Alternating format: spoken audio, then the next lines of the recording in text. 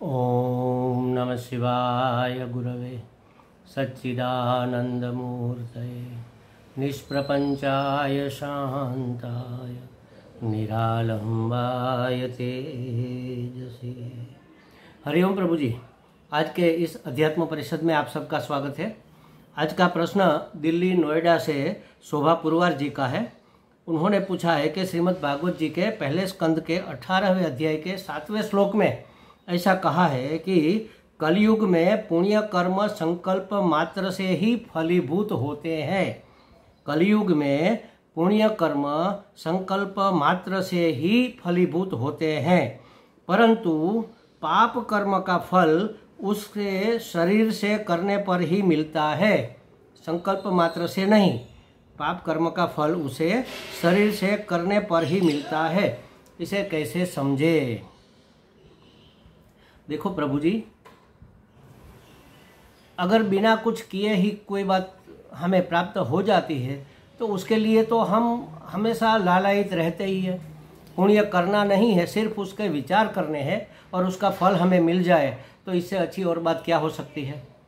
और पाप करेंगे नहीं, पाप के विचार करेंगे लेकिन उसका फल नहीं मिलेगा तो इससे और अच्छी बात क्या हो सकती है। ये शास्त्र ने कहा है, बात तो गलत हो नहीं सकती, लेकिन इसको समझना कैसे है, ये कहना क्या चाहते हैं। देखो आप, हम सब जो भी विचार करेंगे, जो भी संकल्प करेंगे, बार बार वही संकल्प करेंगे तो संकल्प भाव में होता है। भाव करेंगे, भाव करने के बाद उसके ऊपर विचार होगा, अपने आप विचार होगा ही, भाव दृढ़ हो जाएगा तो विचार में परिणत हो जाएगा, फिर विचार करने लगेंगे। जो विचार दृढ़ हो जाएगा वह वाणी में अभिव्यक्त होगा और वाणी में बोले जाने वाली, बार बार बोले जाने वाली बात कभी न कभी साकार भी हो जाएगी। तो अगर हम पुण्य कर्म करने का विचार कर रहे हैं, किसी को दान देने का विचार कर रहे हैं, हमारे सामर्थ्य नहीं है लेकिन हम सोच रहे हैं कि बेचारा कितना गरीब आदमी है, अगर हमारे पास पैसे होते तो हम इसकी झोपड़ी बनवा देते हैं। टूटी फूटी झोपड़ी में बारिश में बच्चों के साथ भीग रहा है, इसकी झोपड़ी हम रिपेयर करवा देते। अगर हमारे पास पैसे होते, हमारे पास सामर्थ्य होता तो हम करवा देते। ये संकल्प बार बार उठने से धीरे धीरे वाणी में और फिर व्यवहार में भी आ सकता है। कहीं से भी जुगाड़ हो जाएगा पैसे का।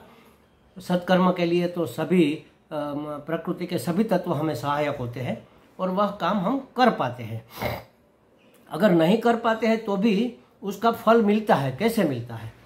सद्विचार का फल है अंतःकरण शुद्धि।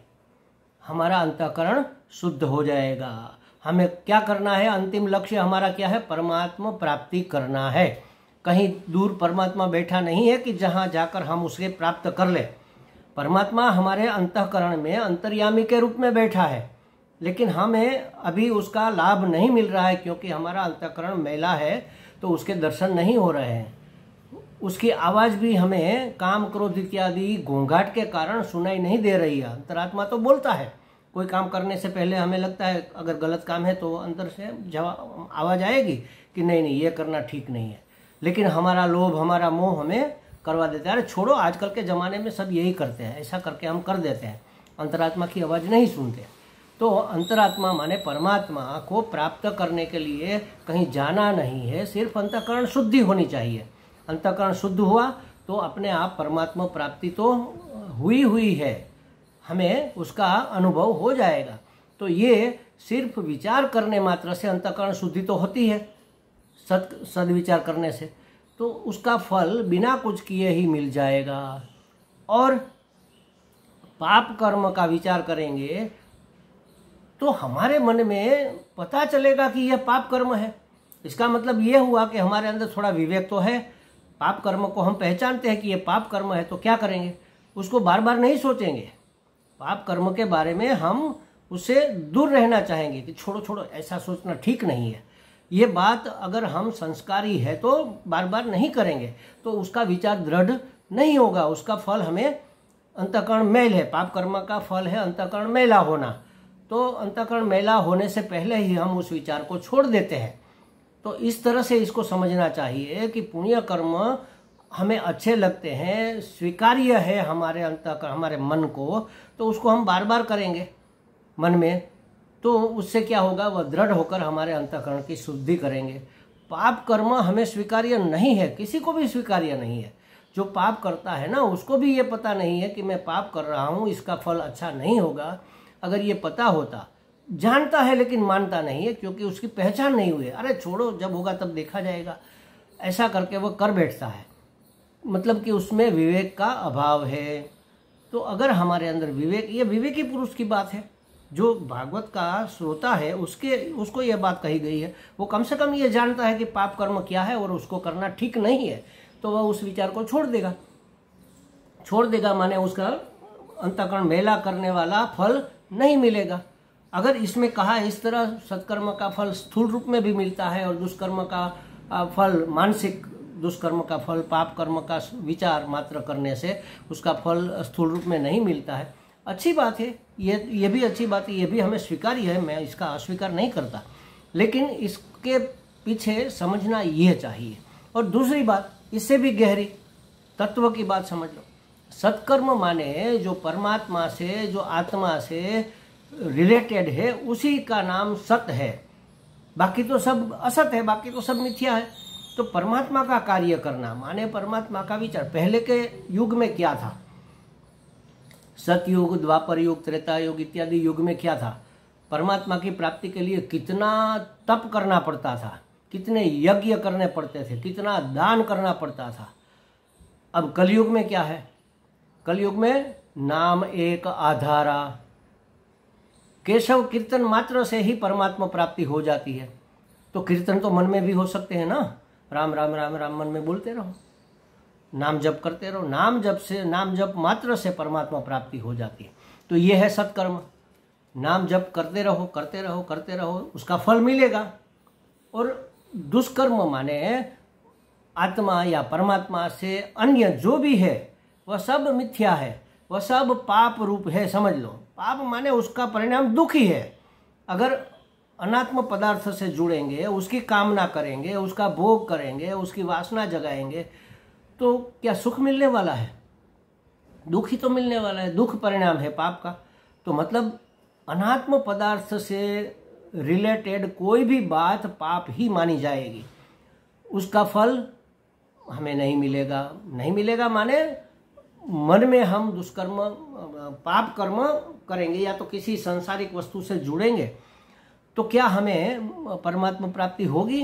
नहीं होगी। फल एक ही मात्र है, लक्ष्य एक ही है, परमात्मा प्राप्ति। तो परमात्मा प्राप्ति रूपी फल नाम जप मात्र से, सत्कर्म मात्र से, सत से जुड़े रहने मात्र से मिल जाएगा। असत से जुड़े रहने से ये फल हमें मिलने वाला नहीं है। ये भी हमें इसका अर्थ समझना चाहिए। कहने का मतलब यही है कि मन से अच्छे विचार अगर हम करेंगे तो उसका हमें परिणाम अच्छा ही मिलेगा, और मिलेगा ही मिलेगा। क्योंकि अच्छा भाव किया है तो फिर अच्छा विचार भी हो जाएगा। भाव दृढ़ होगा तो अपने आप विचार में परिणत हो जाएगा।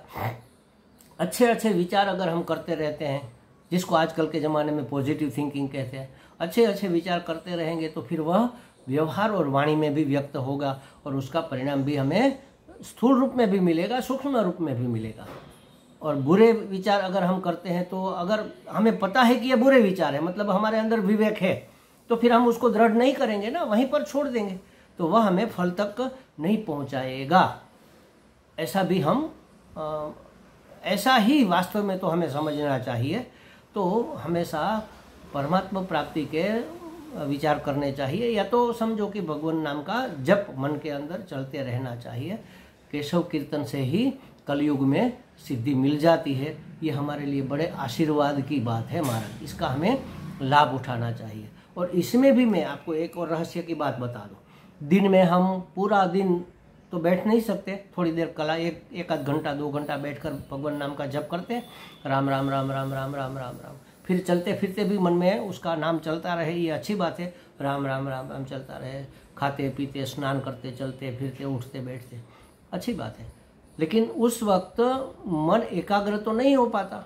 थोड़ी देर रहता है, फिर कहीं और चला जाता है, फिर थोड़ी देर रहता है, कहीं और चला जाता है, विक्षिप्त थोड़ा बहुत तो रहता है।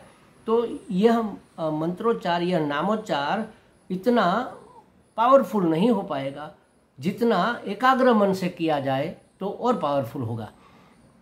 अब क्या करें? प्रयत्न करेंगे एकाग्र होने का, मन को एकाग्र करने का। लेकिन एक सरल वस्तु हमें सुलभ ये है कि शाम को, रात को सोते वक्त भगवान नाम का जप करते करते सो जाओ, आपको नींद आ जाएगी। और सुबह में जब नींद उड़े, नींद खुले उसी समय आप भगवान नाम का जप शुरू कर दो। सोते वक्त अंतिम विचार अगर भगवान नाम है और जागते ही पहला विचार अगर भगवान नाम है या तो मंत्र जाप है, तो आपको नींद के दरमियान जितना समय आपका बीता उतना समय ये जप में माना जाएगा। और कैसा जप? वहाँ तो मन एकाग्र ही होगा ना, वहाँ कहाँ जाएगा, मन ही नहीं रहता तो एकाग्र मन से ये पूरी रात हमारा जप गिना जाएगा, उसका पुण्य हमें हमारे खाते में जमा होगा। तो इससे आसान और क्या हो सकता है? देखो, तो ये हमें अवश्य करना चाहिए। मन से किया हुआ सत्कर्म अपना फल देता है, अंतःकरण शुद्धि रूप में भी फल देता है और स्थूल रूप में भी उसका फल हमें मिलता है। और मन में अगर हमें बुरे विचार आ गए और हम जान गए कि ये बुरे विचार है, तो हम नहीं करेंगे तो उसका फल हमें नहीं मिलेगा। ये कलयुग की एक विशेष हमारे ऊपर परमात्मा की कृपा समझ लो कि सद्विचार मन में किए हुए पुण्य कर्म का फल मिलता है और मन में हुए पाप कर्म का फल हमें नहीं मिलता है। और दूसरा, मात्र भगवान नाम जप से या मंत्र जाप से या गुरु मंत्र के जप से ही हमारी मुक्ति हो सकती है, जबकि पूर्व के युगों में यज्ञ, याग, तप इत्यादि बहुत कठिन साधनाएं करनी पड़ती थी और कलयुग में ये आसानी से हो सकता है। यही कलयुग का एक गुण उसके सभी दुर्गुणों पर बहुत भारी है। अगर इसका सदुपयोग किया जाए तो मुक्ति में कोई बाधा नहीं रह पाएगी। परमात्मा ही आकर सब हमारा संकट निवारण करते रहेंगे। हमें लगता है शोभा जी को कुछ स्पष्टता हो गई होगी। हरि ओम।